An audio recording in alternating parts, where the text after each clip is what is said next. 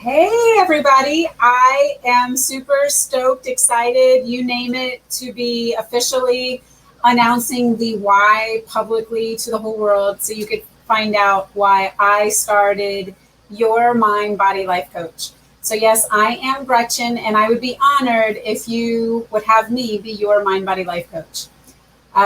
Anyway, I just want to share why I'm doing this, why I'm doing what I'm doing.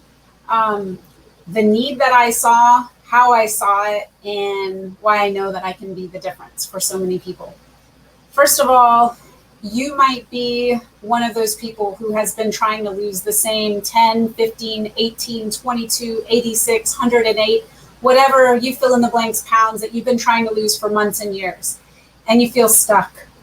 I understand because I've been there. I have been that person, frankly, even for a period of time as a fitness professional where I believed the lie that if I just wanted it bad enough, I would find a way to do it. Or it was as simple as eat this and not that, or calories in and calories out. And all of, I want to give you all of the science and everything else. Not that those things don't matter, but none of it seems to matter until we address mindset.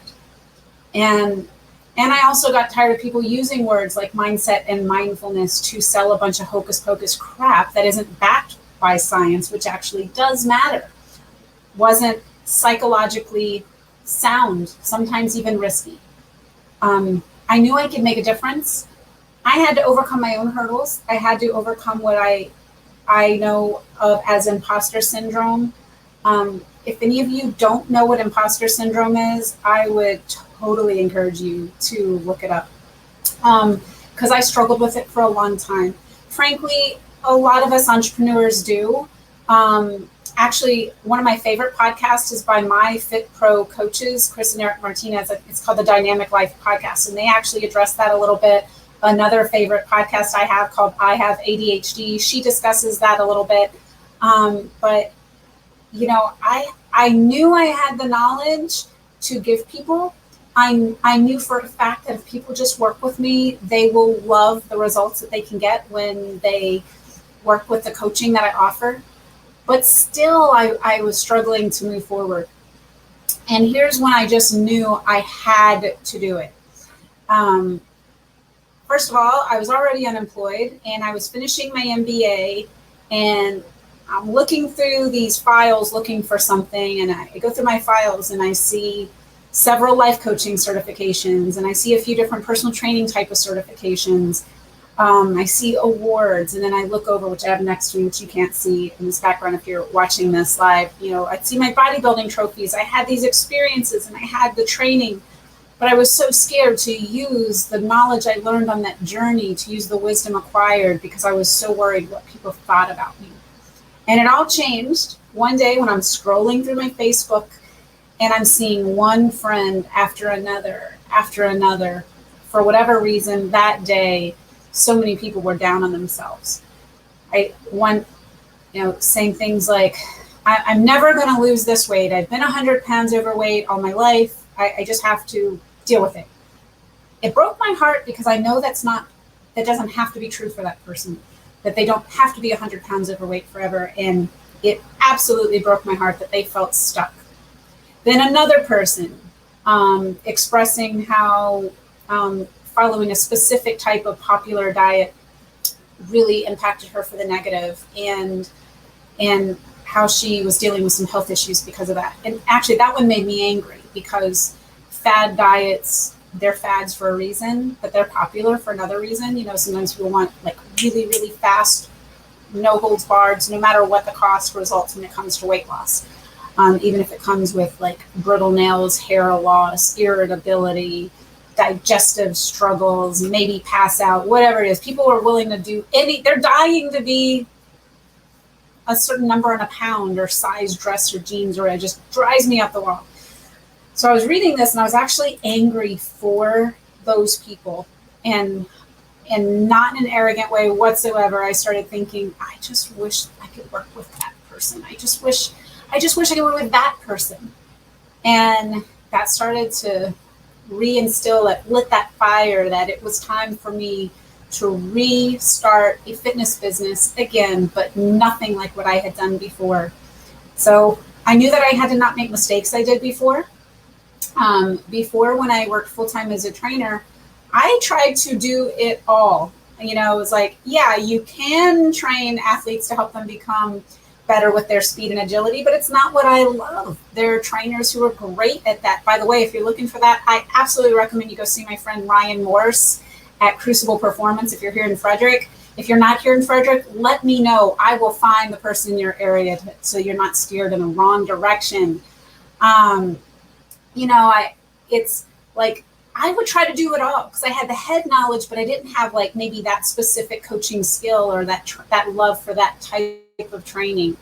I was doing a little bit of nutrition and bodybuilding coaching, which I love to do and I like to do, but I was so spent that between training my clients, training some that I like to train, some I didn't really like to train, not eating enough, not sleeping enough, I was burned out. There was just nothing left to give. And it actually left the industry because of it. I had convinced myself that I could not make it in the industry. I told myself the lie. It was no better than the lie that I just mentioned about, you know, the dear friend who thought they were stuck at being 100 pounds overweight. So I started seeing that all of these people, not only can they reach their goals, but they should do it because they're worth that. You know, that fire in me was born, and it was absolutely, no doubt about it, time to launch a business. But what was I going to call it? And what was I going to focus on? What was I going to address? And frankly, I knew it was mindset. As a life coach, you know, when I would focus, once those times trying to focus on anything and everything, but when I was doing life coaching more, the main thing that would help people make life change was a mindset shift change. Unfortunately, many of you who've worked with personals, you may have seen it if you watch one of my recent Facebook Lives, where I talk about how, you know, we just try to do everything, you know, and if you don't address mindset first, you don't hit mindset first, you're not going to make mindful decisions. So I knew that was the key. I could totally help people reach their fitness goals. I can absolutely give them science-backed nutrition coaching that is efficient, that is effective, that is optimal for them, for their bodies, for their lifestyles, for what they want to accomplish. I knew that I can give good fitness programs, the right types of exercises for people to do. Once I know what health challenges or aches and pains and their goals, their lifestyle, I knew once again that I can give them something that is backed by science, that's efficient, that's effective, that's optimal for them and their bodies and whatever their lives look right now. But I couldn't expect anyone to make those changes unless I was willing to address mindset. Hence, your mind, body, life coach. And I put those words in order for a specific reason. Guys, this is the whole focus of your mind, body, life coach. So whether you know, maybe you have a lot of weight to lose and you don't see how it could do. Someone has told you, look, if you don't lose at least X weight, you know, your knees or your back are going to be killing you for a long time. You're going to be in a lot of pain.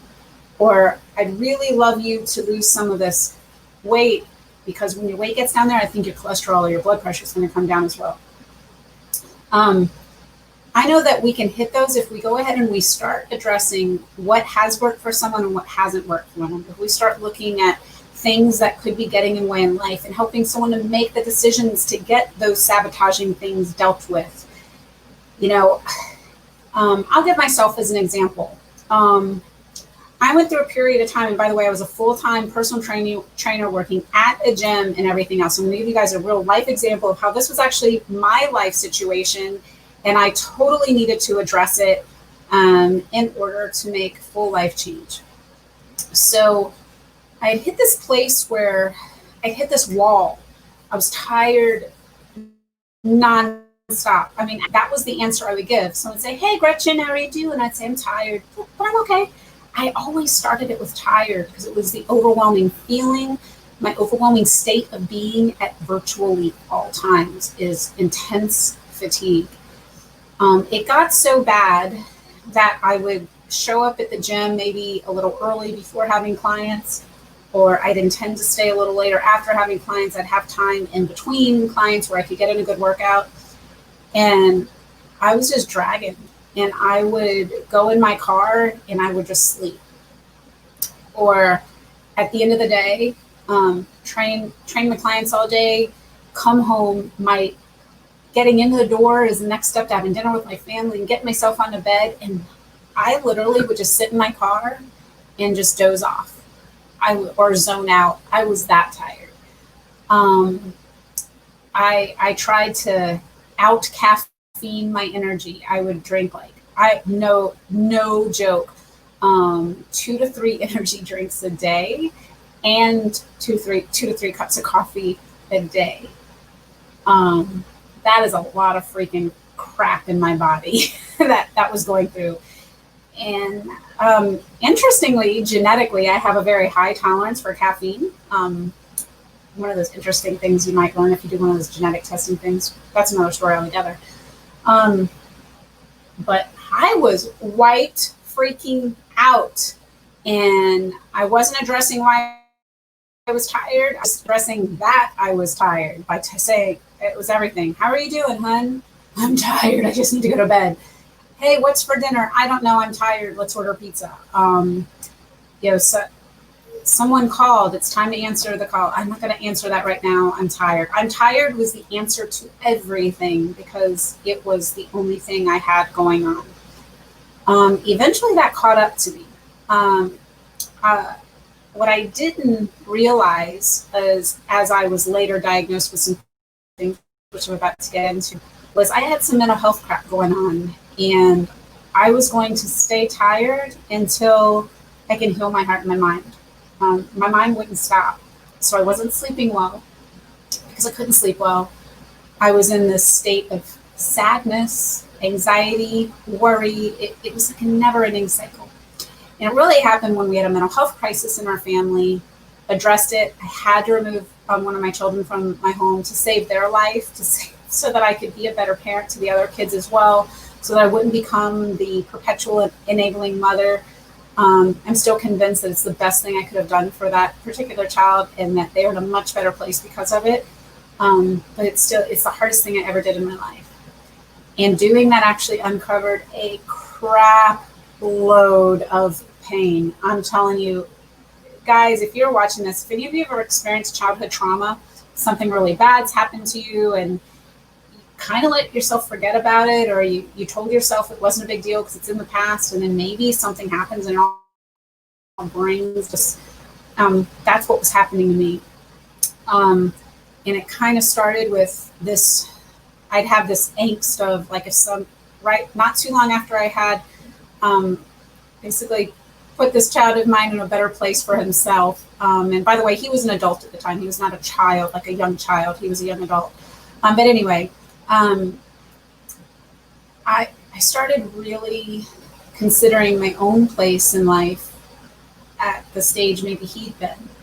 And I remember one time being thankful that I had provided him with some tools, knowing that he would be okay because I had given him some tools and had nurtured him in stages of his younger life. And then kind of having a sense of mourning of things that I wish I had been able to have or not have experienced at a young age. And it was all starting to pile on me. And rather than really reaching out for help or even being able to pinpoint what was happening in my mind, I was crashing. My mindset wasn't in the right place. I didn't really know how. I didn't know not only how to do it, I didn't know that I needed to do it. I kind of kept treating it like it was some phase that was going to eventually go away. Over time, I developed something called tachycardia, like racing heart rate. And it is a very uncomfortable feeling. Many people have it because they actually have a heart condition or some other health condition. And in mine, it was entirely related to past trauma that was unaddressed, years of trying to cope with it and cover it up and hide it. And then when life presented me with a time, a season that I had to really, really deal well with hard things, I didn't have the tools to do it. My mindset wasn't in the right place. So I got myself some help. In my case, I was doing kind of okay. I wanted to exercise to look well, but overall I looked okay. I was physically, my body was in a fit shape, but my mind wasn't doing so well. And I got myself some help. Turned out I had unaddressed trauma, which led me to having undiagnosed and undealt with PTSD, which crept up nasty and ugly at about, 42 years old. Now I'm almost 46, so it's been a little while. And ADHD, very, very likely caused by some of the things I experienced. And by the way, a lot of times people will think that when women discuss childhood trauma, like what I experienced was caused by their father. And I want you to know my dad, who is still in this beautiful earth, that he did not cause this trauma. He's an amazing father. And had I known that even though maybe someone who hurt me said don't tell anyone, that I shouldn't listen to that stranger, but tell my dad. My dad, he's an amazing man. So please don't even infer from what I said that my father did anything but be an amazing father. Regardless, there were other people in my life brought in other ways who harmed me, who convinced me that I couldn't tell anyone, and that it would be very, very bad for me and my family, especially for me, if I told my daddy. And so I was learning at a very, very little age that when you don't feel good, you don't tell people why you don't feel good. If things happen to you, you don't tell people what happened to you. When things aren't going well, you don't tell people they're not going well. And on top of that, in later years, not with my father, but other things were happening.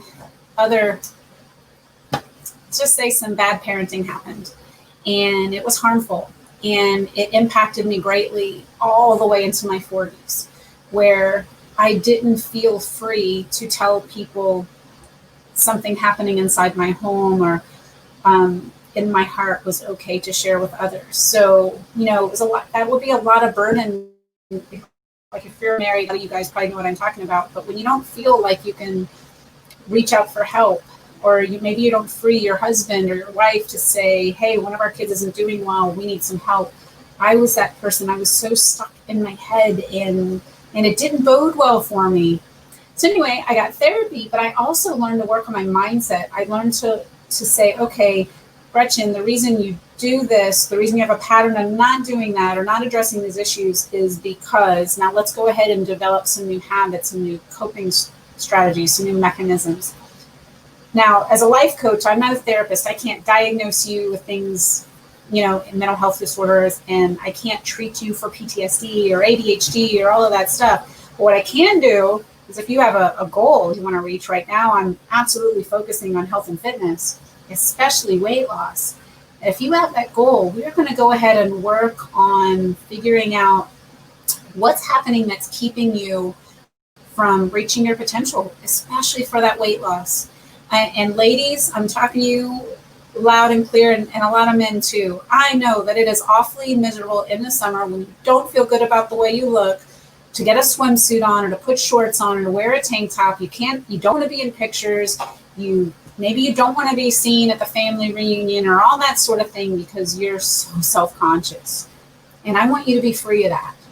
So let's find out why it's hard, why those edible temptations call your name when you're by yourself, when you're sad, when you're lonely. Let's find out some new things we can do, some new thought patterns. Let's start planning. Let's find out what sabotaging things are in your life. A recent client was sharing with me how after an exercise I'd given some people in my coaching group, she deleted all of the games on her phone because she realized it was something that was not serving her toward reaching her goals. Sometimes it's as simple as something like that, making some small changes. But as your mind, body, life coach, my goal is to help you discover what's not working for you and us to work together to find some things that will work for you while you are following a well thought out, individualized nutrition plan and health exercise plan, and to make sure it works for you. What works for you may not be what works for me. Frankly, I have a hip surgery that I'm recovering from, and I've had some setbacks. But if I wasn't dealing with this, one way I would absolutely be reaching my goals, I would be driving down the road to the Fort MMA right here in Frederick, Maryland. I'd be out there with we call it our Fort fam, but with my jujitsu friends, and I'd be working my butt off, like doing jujitsu. That's not everybody's cup of tea. As a matter of fact, not most people are loving it. I'd love you to try it, but I'm not going to make you all go in jujitsu. You got to find what works for you. A lot of you run marathons. More power to you. I don't see myself even wanting to run a marathon, just like you may not see yourselves wanting to do jujitsu. I love lifting heavy weights. That may not be your thing. We have to find what works for you. That doesn't mean you're always in a comfort zone, but when you challenge yourself, you're challenging yourself in ways that you could do even when we're not working together. That's a real goal we should have for you. Now I'm going to tell you what I believe does set me apart from many fitness professionals that you have worked with. And believe me, almost all the professionals I know are phenomenal.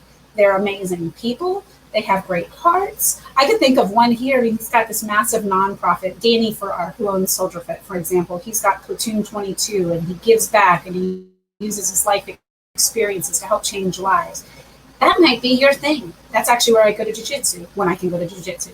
I know some trainers from other fitness facilities out here. I know people that have just special niches and things that they do, and that is their thing, and they're doing it well. So I'm by no means trying to hate on fitness professionals, because like I said, most of the ones that I know are amazing people. But I am going to tell you that a lot of fitness professionals are giving really crappy guidance, really crappy coaching, really crappy training, and that's why a lot of you are not wanting to work with people like me. So I'm going to give you some of that bad information they're giving you. First of all, someone will say, well, you know, it's as simple as calories in and calories out. And that might be the case in a black and white world. Sure, if we eat more calories than we burn in energy, then we're going to store fat. But maybe some of the calories I am eating are leaving me craving more things, you know, or maybe it's not so simple. Maybe I've been trying to follow some guideline that someone said that, oh, if you just take in 1,200 calories, you're surely going to lose weight. And that person hasn't considered that I've dieted and dieted and dieted, and now I'm stuck.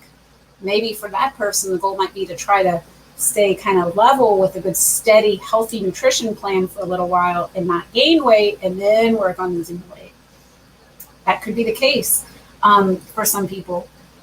The one I hate the most, I hate so many ways. It's said in so many ways, but we've all heard it before. The message of if you want it bad enough, you'll go after it. Well, that's not true. As a matter of fact, it's almost always not true. And if you don't believe me, you go talk to the person who's more than 100 pounds overweight, who feels like they have no value whatsoever. You talk to that person who's been trying to lose the same 50 pounds over and over again, and their knees hurt and their back hurt, and they want it, and they feel like absolute failures and losers because the plan you tried to give them isn't working for them. And almost always it's because you haven't even addressed their mindset.